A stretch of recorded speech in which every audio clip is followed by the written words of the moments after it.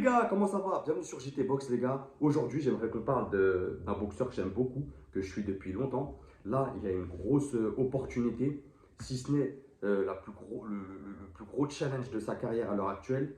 C'est Leonardo Mosquera les gars, qui va combattre Shavon Clark le samedi 14 décembre à Monaco. Euh, Ça sera un 12 rounds chez les cruisers, donc moins de 91 kilos. Il y aura la ceinture EBU européenne en jeu. Ça sera dispo sur DAZN, promoteur Edge Earn, donc Matchroom Boxing. Donc les gars, gros gala, il y a de beaux combats sur cette carte. Mais moi, je vais rester focus sur Leonardo Mosquera, vraiment. Et on va en discuter comme tu as vu sur la miniature. Pourquoi c'est le plus gros fight de sa carrière à l'heure actuelle.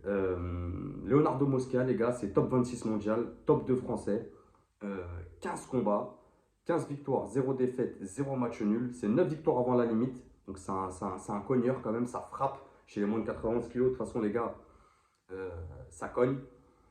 Il a 69 rounds dans les pattes depuis qu'il est passé pro en 2019. Il a 30 ans, droitier, 1m80. Son dernier fight, c'était en juin 2024 contre Dylan Brejan, qui gagne à la décision unanime en 12 rounds. Ça sera son troisième fight cette année. Shavon Clark, les gars, c'est top 16 mondial, top 3 anglais, top 7 WBC, top 3 WBA, top 7 IBF et top 14 WBO. C'est un gros client pour Leonardo Mosquera. Et c'est pour ça que je te dis que ça va être vraiment le plus gros combat de sa carrière. Parce que Shavon Clark, il a 10 places devant lui au classement mondial. Shavon Clark, il est classé dans toutes les fédés, la WBC, WBA, IBF et WBO. Une victoire de Leonardo Mosquera, ça le propulserait, les gars, à vraiment de vraies opportunités derrière. Il va rentrer dans les classements des fédés, il va rentrer dans le top 20 mondial. Derrière, vraiment, et de toute façon, c'est la place qu'il mérite, hein. Moi, Leonardo Mosquera, vraiment, je le suis. C'est un boxeur, vraiment un très très bon boxeur. Si ce n'est le meilleur cruiserweight qu'on ait à l'heure actuelle. Il y a Arsène Goulamerian, mais il est plus sur une fin de carrière. Même s'il est devant dans le classement mondial, on a plus de chances. Arsène Goulamerian, il a déjà été champion du monde, les gars. Là, maintenant, à 30 ans, Leonardo Mosquera, il a vraiment sa chance avec ce combat. Faut pas qu'il se loupe. Vraiment, faut pas qu'il se loupe. S'il passe pas là, Leonardo, force, on est ensemble. Fort, les gars. Donc, Shavon Clark, 10 combats, 10 victoires, 0 défaite, 0 match nul. Il a moins de combats en pro, mais attention, c'est une grosse carrière en amateur. Il a 7 victoires avant la limite, donc ça cogne aussi quand même. Un peu moins que Leonardo Mosquera, mais ça cogne. Il a 58 rounds dans les pattes depuis qu'il est passé pro en 2022, c'est tout récent. Il a 33 ans, c'est un gaucher, il fait 1m82, à peu près la même taille. C'est un gaucher, donc naturellement relou, les gars, on va pas se mentir. Mais Shavon Clark, c'est quelqu'un qui switch de garde. Tu vois, ça ne m'étonnerait pas que début de round, il commence en droitier, normal. Vraiment, ça ne m'étonnerait pas ça. C'est quelqu'un qui switch beaucoup. Son dernier fight, c'était en août 2024 contre Effeto Borapocci, qui gagne à la décision en 10 rounds. Ça sera son quatrième fight cette année. Maintenant, Leonardo Mosquera, c'est un boxeur qui met la pression. Vraiment, c'est un travail au corps, c'est solide, c'est efficace, c'est propre. C'est pas, il n'y a pas trop, il y a pas de gâchis. Vous voyez ce que je veux dire? C'est pas un boxeur qui va te faire les meilleurs gestes de la planète, mais c'est efficace. Et c'est ça qu'on veut. C'est des combinaisons. Il varie les zones de frappe. Vraiment, c'est sur du 2, 3, 4 coups. Il est bien sur ses appuis, c'est puissant. Gros travail de cadrage.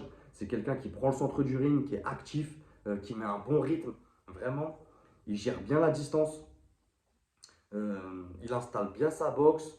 Vraiment, Leonardo Mosquera, c'est un très bon profil pour rentrer dans le top 20 avec ce combat et se classer parmi les différentes fédérations.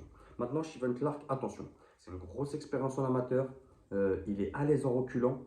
Donc, je pense que c'est ce qui va se passer. Je vois un Leonardo Mosquera agressif, cadré. Je vois un Shavon Clark être mobile, tourner, faire sa boxe, l'attendre en contre. Vraiment, un travail de jab, aller chercher au corps aussi. Attention à ce switch de garde qui peut désorienter un boxeur. Shavon Clark, c'est quelqu'un de patient. Il va chercher le corps aussi souvent avec son bras arrière. Donc attention à pas trop se prendre de coups au corps pour enlever la stamina, les gars. C'est un bon timing aussi, il est mobile, c'est intelligent, travaille en contre, c'est une garde haute. Ça manque de vitesse. Moi, les gars, j'ai repéré un truc. Je pense que Leonardo, il a un coup à jouer là, au-delà de la puissance, au-delà de l'agressivité, de la pression qui vont pour moi être la clé du combat, vraiment. Steven Clark, ça manque un peu de vitesse. Euh, c'est un peu lent dans les échanges. Même les remises, c'est un peu lent.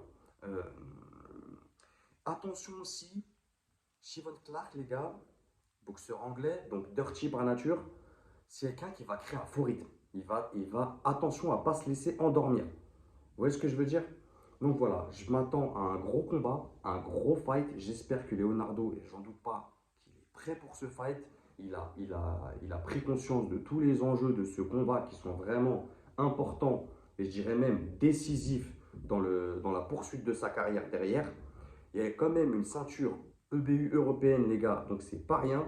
En plus de battre quelqu'un qui est classé et qui est bien classé, il est quand même top 3 WBA, top 7 WBC.